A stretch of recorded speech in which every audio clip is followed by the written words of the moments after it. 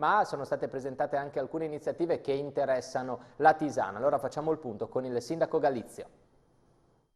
Si preannunciano settimane all'insegna della cultura degli ospiti di prestigio per la Tisana, con 2 grandi appuntamenti. Direi di sì, un settembre alla Tisanese che appunto quest'anno si è arricchito, diventa una manifestazione importante. Voglio ricordare gli appuntamenti, partiamo con venerdì, il concerto gratuito di Morgan in piazza. Sabato sera avremo la sfilata di moda e in contemporanea lo spettacolo di Vittorio Sgarbi al Teatro Odeon e domenica sera un altro concerto gratuito sempre in piazza.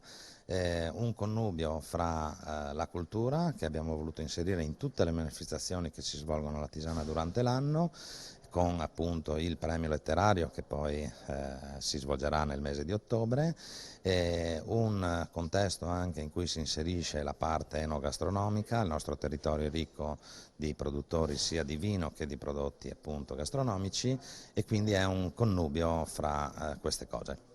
Qual è la risposta che vi aspettate, visto appunto che avete preparato un programma così articolato? Ma sicuramente ci aspettiamo una forte affluenza di pubblico, speriamo nel bel tempo perché ovviamente settembre è sempre un po' un mese pazzerello, ma ci aspettiamo veramente molte persone, cittadini della Tisana e del territorio, ma anche da fuori. Abbiamo già diverse richieste di informazioni anche da fuori, quindi per gli eventi che si svolgeranno.